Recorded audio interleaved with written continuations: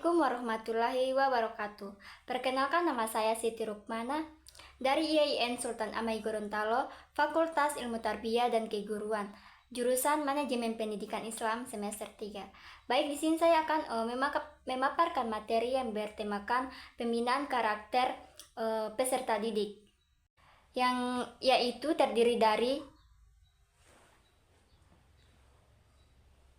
tantangan dalam pembinaan karakter peserta didik dan evaluasi pembinaan karakter. Langsung saja kita masuk pada materi pertama, yaitu tentang dalam pembinaan karakter peserta didik. Banyak tantangan yang dihadapi oleh sekolah, guru, dan orang tua dalam membentuk peserta didik yang berkarakter kuat.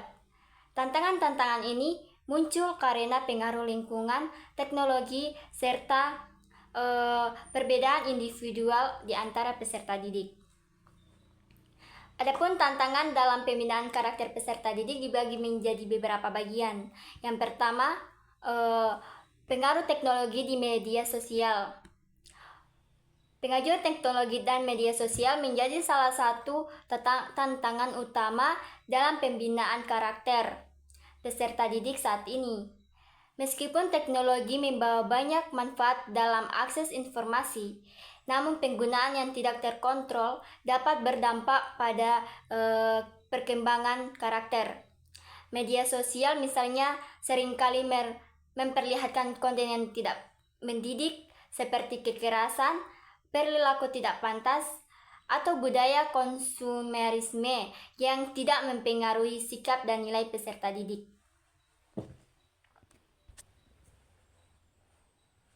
Selanjutnya, kurangnya keteladanan dari lingkungan sekitar. Salah satu faktor penting dalam pembinaan karakter adalah keteladanan dari orang dewasa di lingkungan sekitar.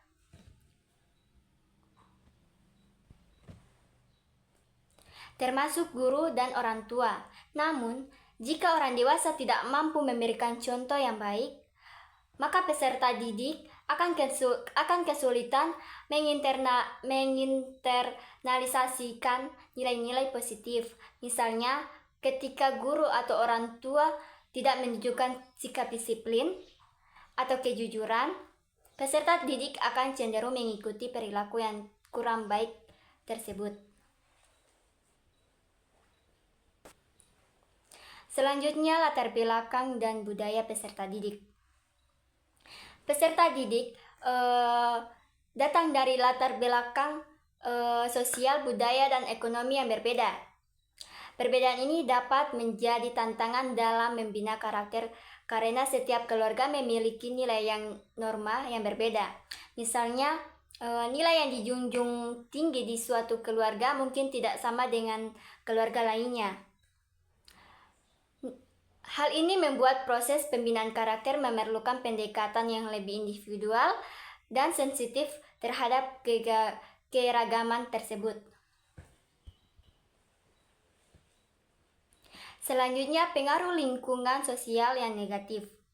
Lingkungan sosial di luar sekolah seperti pembinaan karakter. Jika peserta didik berada di lingkungan yang kurang mendukung, misalnya lingkungan dengan tingkat kenakalan remaja yang tinggi atau norma sosial yang permisif, maka proses pembinaan karakter di sekolah akan lebih sulit karena peserta didik mungkin terpengaruh oleh perilaku teman-teman mereka yang tidak sesuai dengan nilai-nilai yang diajarkan di sekolah.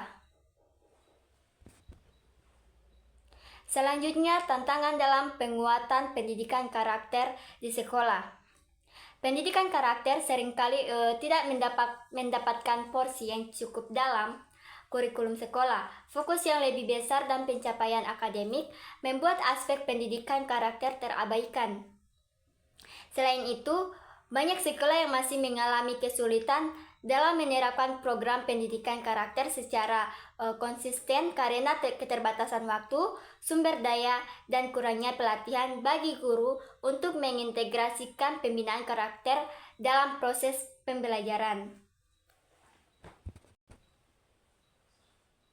Selanjutnya, kurangnya keterlibatan orang tua dalam pendidikan karakter. Tantangan lainnya adalah kurangnya keterlibatan orang tua dalam pembinaan karakter peserta didik. Di banyak kasus, orang tua menyerahkan sepenuhnya tugas pembinaan karakter kepada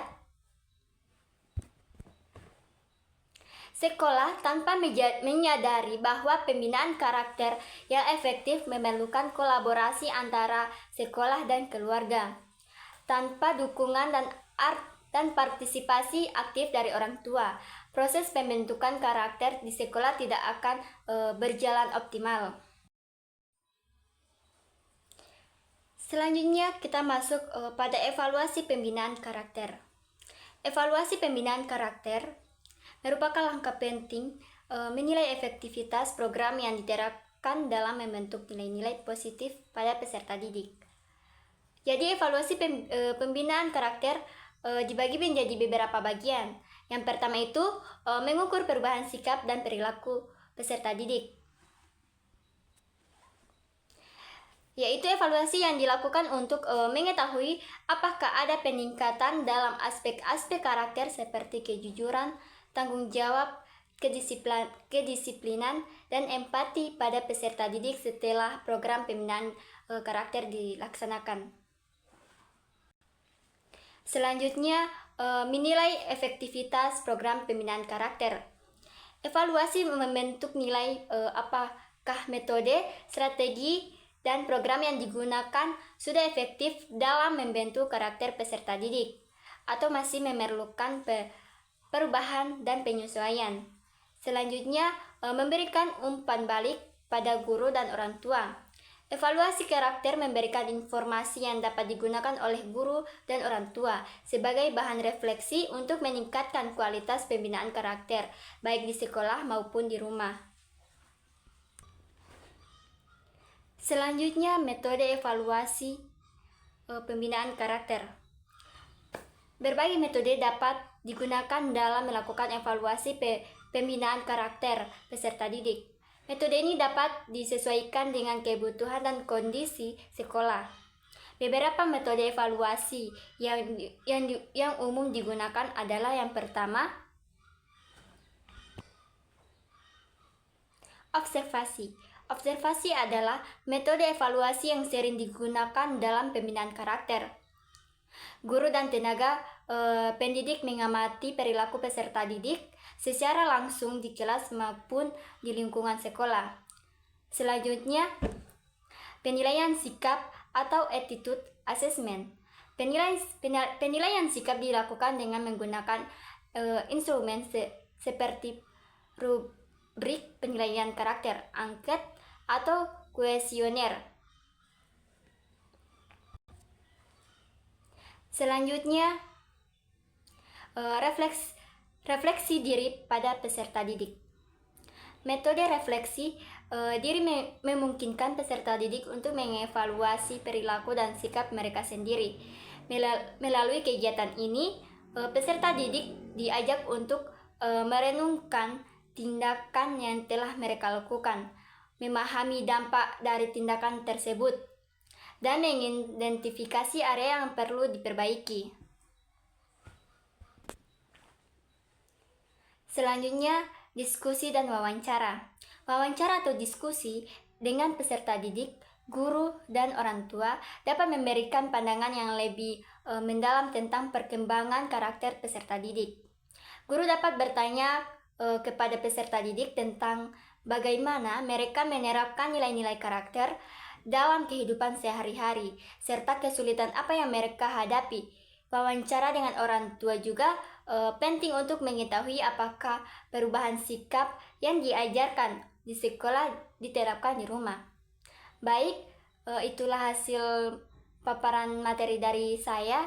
Bila ada kata mohon dimaafkan. Wabillahi taufiq wal hidayah. Wassalamualaikum warahmatullahi wabarakatuh.